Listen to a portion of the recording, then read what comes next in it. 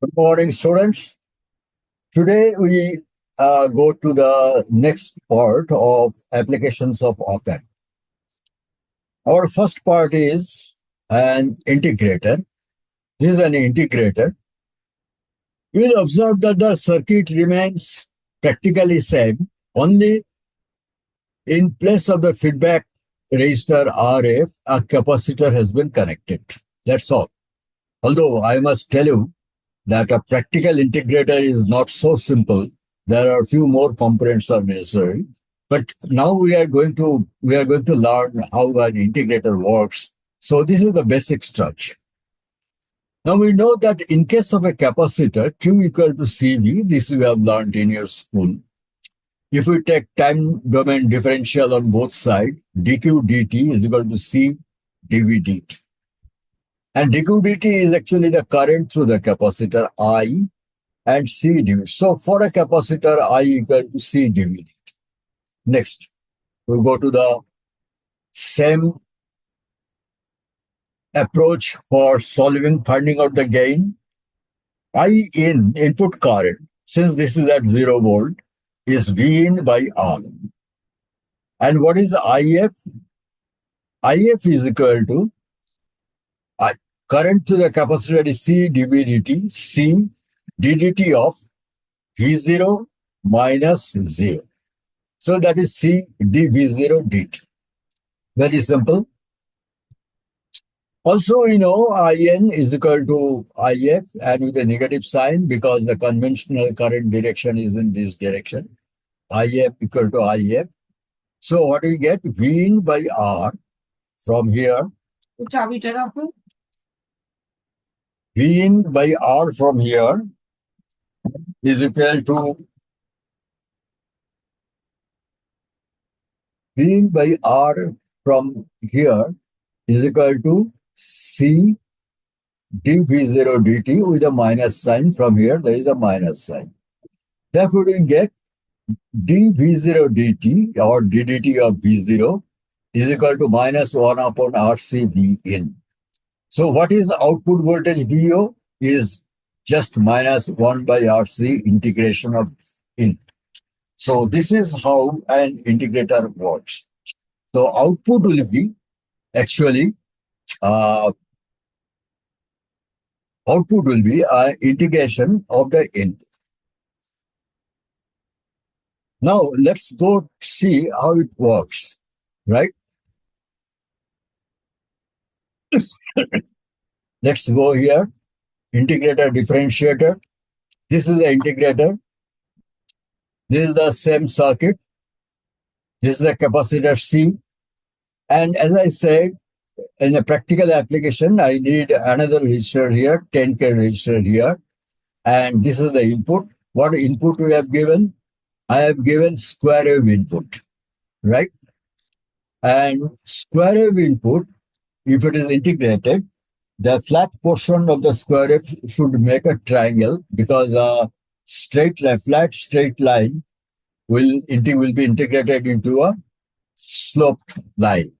So let us see how it works. We reverse it so that you understand it clearly.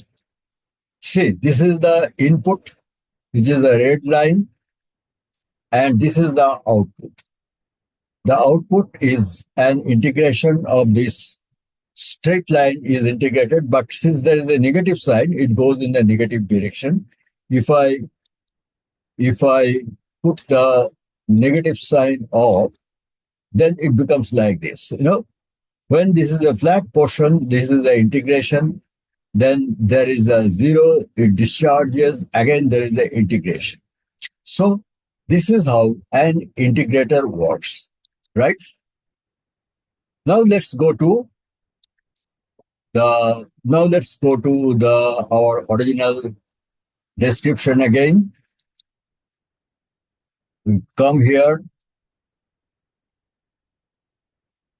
So we were here. We have done integrator. Now let's go to the differentiator. The differentiator is just a reverse circuit. The resistor is placed here and the capacitor is placed here. So deduction is like this. Once again, this I in is equal to minus IF, and I in now we know from the same equation C dV dt, C dV and dt, because Vn is the voltage, this is the 0 volt, is equal to minus VO by RF. In this branch, this is VO by RF is the current. So here we get VO output voltage is equal to CRF or minus RFC ddt of Vn. So the whatever is the input will be differentiated. Let's see again how it works. How differentiation works. We go here again.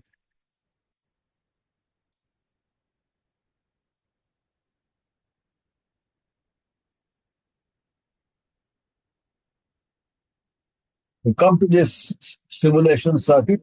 This is a differentiator. Now you see the capacitor is in the input. And for the sake of practicality of the circuit, we need a very small capacitor here also. This is the oscilloscope, and input I have given as square wave. Now let's see how it works. See, if you differentiate a square wave, what will happen? This sharp edge of the square wave, ddt will be very high, so there will be a spike. And the sharp negative edge of the square wave, ddt will be very high, and there will be a negative spike. So this is how the differentiator works. So we have seen how a differentiator and an integrator works, right? Now we go to our presentation again. We have done differentiator, integrator. Now we go to summing amplifier. This is a summing amplifier. This is a summing amplifier. Here, say input V in 1 and input V in 2 is to be summed, added, simple addition. So it is the same inverting amplifier, only input there are two branches, V in 1 with a resistor R1, V in 2 with a resistor R2, and there are currents I in 1 and I in 2, both together creates the IF, right? So I in 1 plus I in 2 will be equal to minus IF. Now since this is a 0 volt here, I in 1 equal to V in 1 by R1, I in 2 is equal to V in 2 by R2 is equal to minus VO by RF. So what is VO? Is equal to RF upon R1 V in 1 plus RF upon R2 V in 2. So this simply all the inputs are added and output is inverted with the negative sign, right? If R1, R2 are all same, then all are amplified by the same factor. And if you can also scale them, that means half of input 1 and 2/3 of input 2 and 3/4 of input 3 you can do by just adjusting the values of R1, R2, R3, etc. This is a summing amplifier. Next comes a Schmitt trigger. This is also a very useful circuit. Once again, it is quite easy. In a Schmitt trigger, the difference from all earlier applications is that there is no feedback resistor here, like this resistor. And since the gain is infinity, as I said, that if the differential input is positive, this output will go to minus VCC. And if the differential input is negative, this output will go to plus VCC. So this is the input which you give here, and On the other end, that means at the non-inverting end, I use a resistor, I use a potentiometer, both ends connected to plus minus VCC. What you do, by this potentiometer, you can adjust the value of this reference to any value between minus VCC to plus VCC. And what is the use of these diodes? These diodes keeps the input VD here restricted to plus minus diode drop. Otherwise, what happens? If by accident this V in you will supply from some source, by accident or due to any carelessness, this V in you may make very high. And since this is an open loop, if you make it very high, then this IC may get damaged. So you put two diodes here so that the input here, differential input here, does not exceed the diode drop, which is approximately 0.6 or 0.7 volt. And how does it work? This is, say, V in, that black sinusoidal wave line. Suppose I have given a sinusoidal input. And the potentiometer has been so set that Vref is a positive value. Then, during this zone, when V in is more than Vref, and Vref is at the positive input, V in is at the negative input. So if V in is higher, then differential input is V in is higher. And since there is always an inversion between the input and output, when V in is higher than the reference, the output voltage will be clipped to minus VCs. And during this zone, when V in is lower than Vref, the output is clipped to plus VCs. Obviously, if you adjust this potentiometer and reference voltage goes up and down, then obviously this width of this negative pulse and positive pulse will keep on changing. Like here is an example. If Vref is negative, then during this zone, when the V in is more negative than the Vref, then there is a positive pulse. And when V in is positive than Vref, then there is a negative pulse. So this is how a Schmitt trigger works. Obviously, if you set this potentiometer to exactly zero, that means if this reference is exactly at zero, then there will be a pulse always when the V in crosses zero. And that kind of a circuit is called zero crossing detector. So it's another form of Schmitt trigger only. Then we do one thing. There is a mention of log amplifier in your syllabus. But mind it, log amplifier is a very restricted application and a practical design is not easy, quite difficult. But let's see what is the basic approach of a log amplifier. Here, the feedback circuit is only a diode.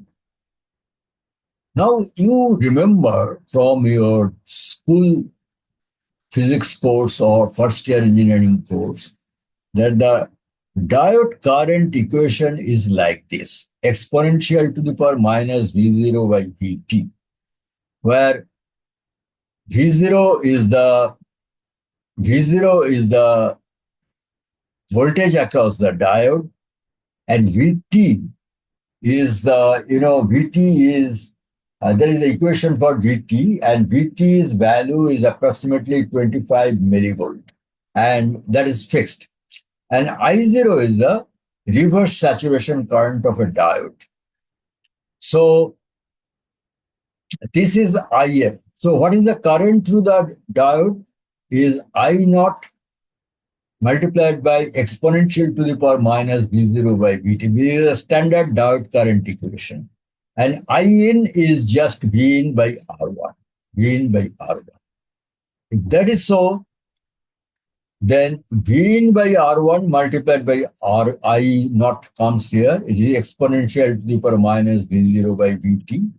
So if you take natural log on both sides, then minus V0 by Vt is equal to natural log of V in by I0 R1.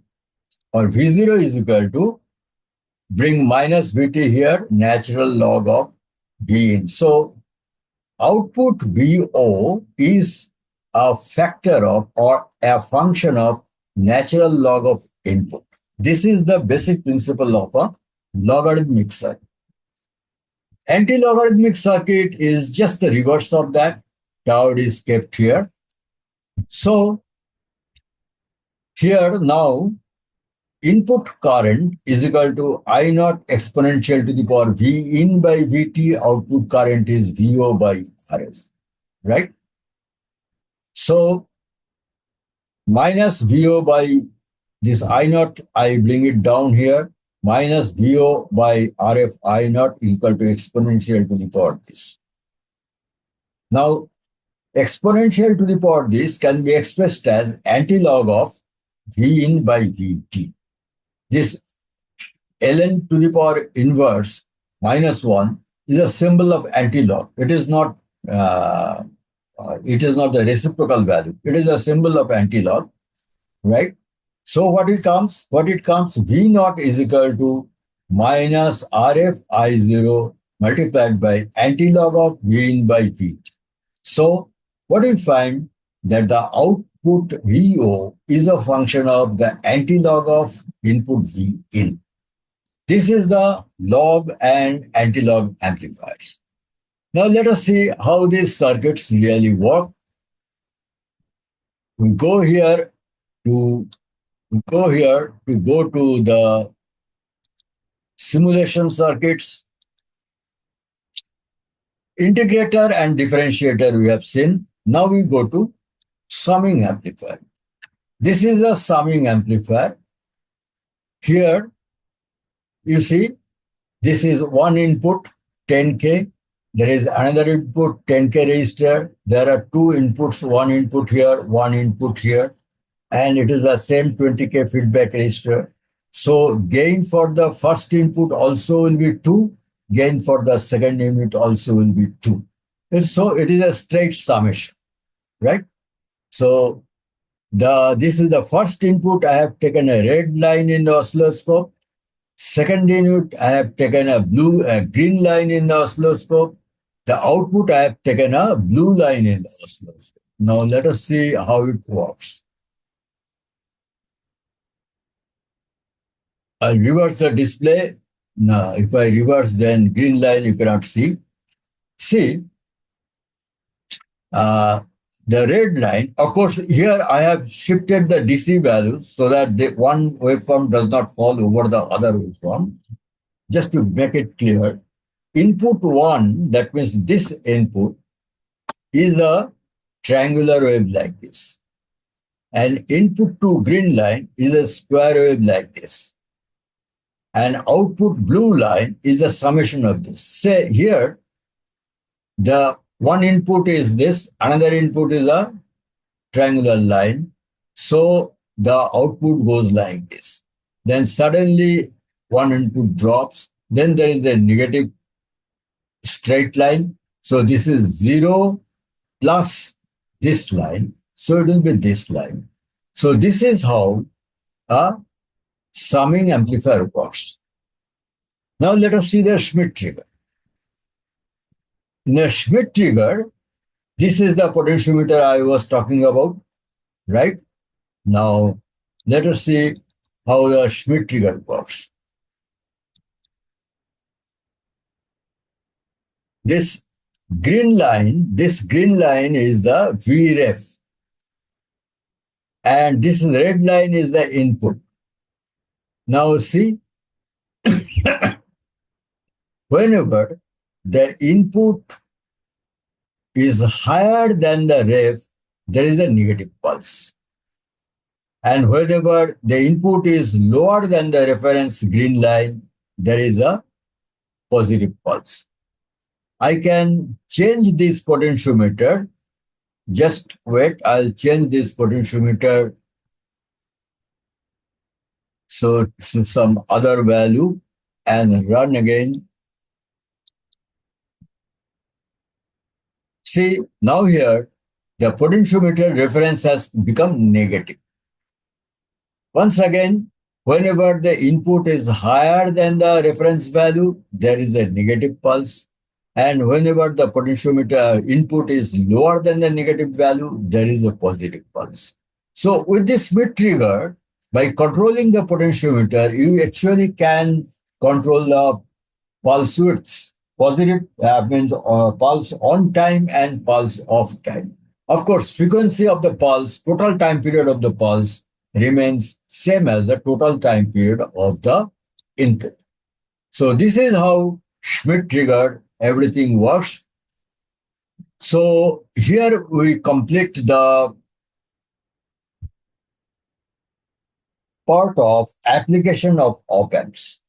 We have discussed only 3 or 4 applications, but my advice to students, those who are a little serious, that you will find in your textbook there are many such beautiful applications are given. Now, you may be interested in 1 or 2 of them and see how it really works. And you can always use this multi-sim software, which is available free of cost in the market, educational version. And you can always try this. And I assure you, it will be fun. You'll spend really useful time. Okay. So here actually your entire syllabus of analog electronic ends, and my lectures for your analog electronic also ends. And best of luck. I think with my effort I could give a little help to you. And by the way, if all of you find this my effort is a little helpful, I would once again request you to please do subscribe to this channel. Okay? Have a nice time.